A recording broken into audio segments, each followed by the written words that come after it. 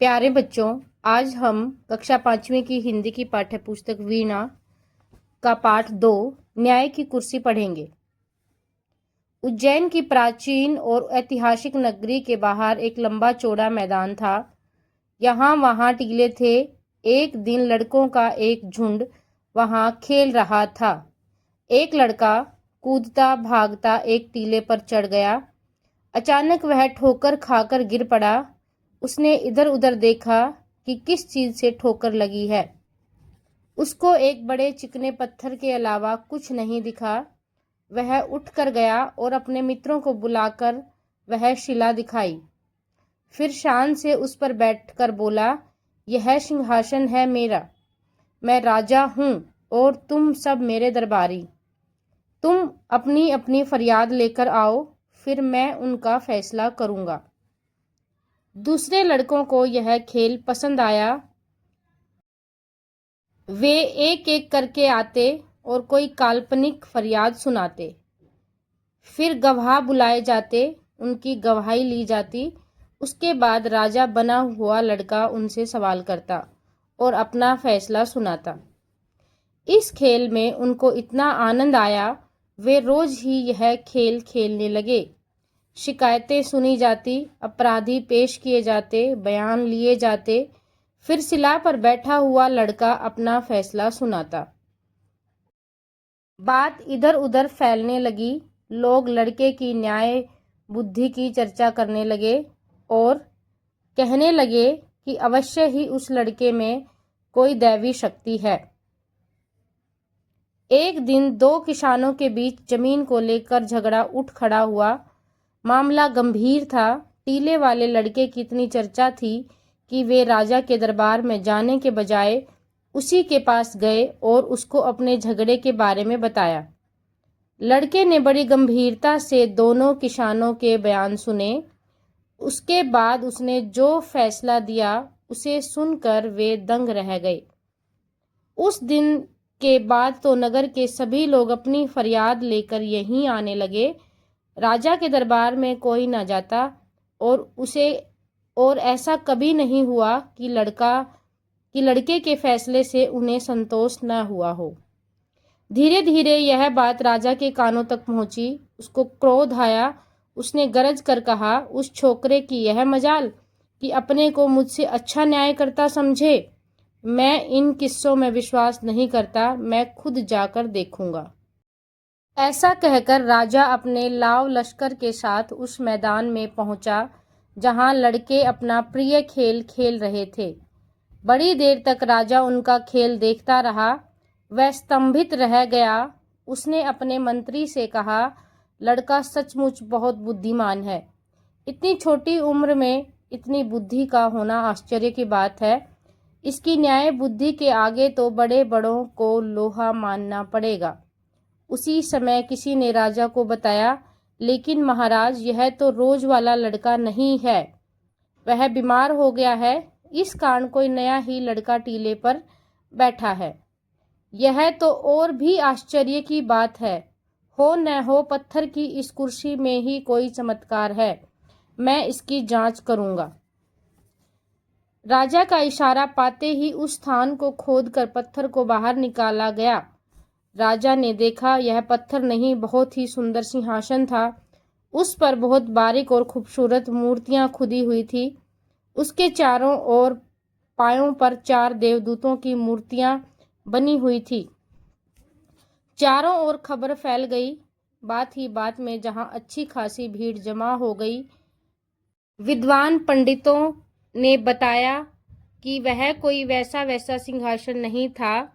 सदियों पुराना राजा विक्रमादित्य का सिंहासन था। राजा विक्रमादित्य अपने न्याय और विवेक के लिए बहुत प्रसिद्ध थे। राजा ने आज्ञा दी कि सिंहासन को ले जाकर दरबार में रख दिया जाए। उसने कहा, मैं इस पर बैठकर अपनी प्रजा की फरियाद सुनूंगा और उनका फैसला करूंगा। अगले दिन राजा दरबार में आया और सीधे उस सिंहासन की ओर बढ़ा। वह उस पर बैठने ही वाला था कि किसी की आवाज सुनाई दी, ठहरो। राजा ने रुककर चारों ओर देखा, कोई नजर नहीं आया। वह फिर सिंहासन की ओर बढ़ा। फिर उसी प्रकार आवाज आई, ठहरो। इस बार राजा ने आश्चर्य से देखा कि सिंहासन के पाए पर एक मूर्ति बोल रही है। मूर्ति ने कहा, क्या तुम इस सिंहासन पर बैठने योग्य हो?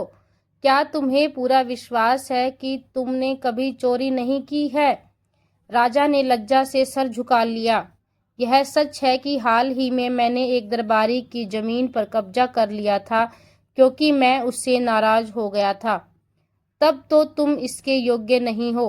मूर्ति ने कहा, तुमको 3 दिन तक प्रायश्चित करना होगा। यह कहकर मूर्ति अपने पंख फैलाकर आकाश में उड़ गई। राजा ने 3 दिन तक उपवास किया और प्रार्थना की। चौथे दिन वह फिर दरबार में आया। ज्यों ही सिंहासन पर बैठने लगा, दूसरी मूर्ति ने कहा, ठहरो। तुम विश्वास के साथ कह सकते हो कि तुमने कभी झूठ नहीं बोला। राजा सक पकाया। झूठ तो उसने किसी न किसी मुसीबत से बचने के लिए कई बार बोला था। राजा पीछे हट गया।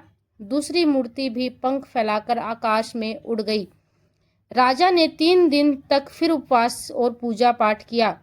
तीसरी बार वह फिर सिंहासन पर बैठने के लिए आगे बढ़ा। हिचकिचाते हुए वह आगे बढ़ा। वह बैठने ही वाला था कि तीसरी मूर्ति ने पूछा, बैठने के पहले यह बताओ, क्या तुमने कभी किसी को चोट नहीं पहुंचाई है? राजा पीछे हट गया। तीसरी मूर्ति भी अपने पंख फैलाकर उड़ गई।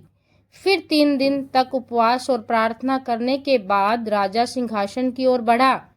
उसके पैर लड़खड़ा गए। चौथी मूर्ति ने कहा, ठहरो। जो लड़के इस सिंहासन पर बैठते थे वे भोले भाले थे। उनके मन में क्लूश नहीं था। अगर तुमको विश्वास है कि तुम इस योग्य हो तो इस सिंहासन पर बैठ सकते हो।